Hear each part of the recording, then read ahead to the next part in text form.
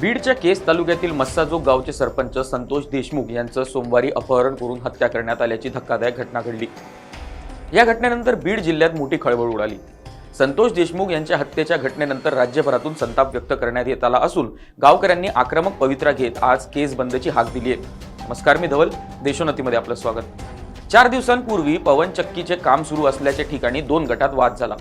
यात मस्साजोगच्या सरपंचांनी मध्यस्थी केली। या प्रकरणी चौघांविरोधात गुन्हाही दाखल झाला। याच मारहाणीचा व्हिडिओ बनवून व्हायरल केला। याचाच राग आरोपींच्या मनात होता। हे सर्व सरपंचाने केल्याच्या गैरसमजुतीतून 6 जणांनी अपहरण करून सरपंचाचा खून केला। पाहूयात सविस्तर। हे आता जे अपहरण करून खून करण्यात आला, ही जी घटना घडली, अपहरण करून खून करण्यात आला, ही जी घटना घडली, या घटनेवरून जो गुन्हा दाखल करण्यात आलेला आहे, 2 आरोपी अटक आहे। उरलेल्या आरोपींसाठी कसोशीने प्रयत्न चालू आहेत, ते लवकरच ताब्यात येतील।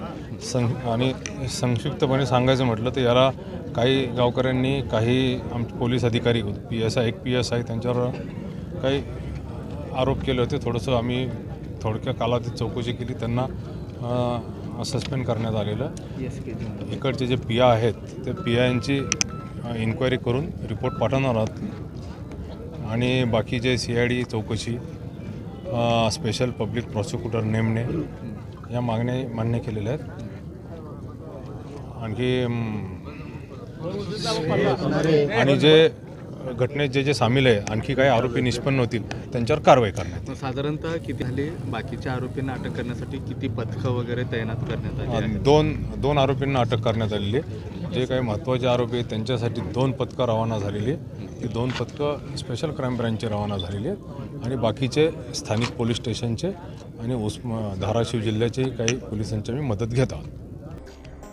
दरम्यान आता या सगळ्या पार्श्वभूमीवर संपूर्ण प्रकरणाची CID मार्फत चौकशी करण्याची मागणी गावकऱ्यांनी केली। गावकऱ्यांनी रास्ता रोको आंदोलन केलं, त्यानंतर आंदोलनाला हिंसक वळण लागलं। मात्र आता मराठा आंदोलक मनोज जरांगे पाटील हे देखील त्या ठिकाणी दाखल झाले होते।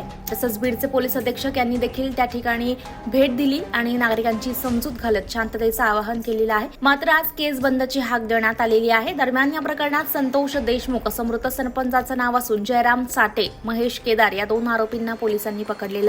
तर सुधीर सांगळे, प्रतीक घुले, सुदर्शन घुले, कृष्णा आंधळे हे फरार आहेत। त्यांच्यासाठी पथके रवाना करण्यात आल्याची माहिती बीड पोलिसांनी दिलेली आहे। पाहूया।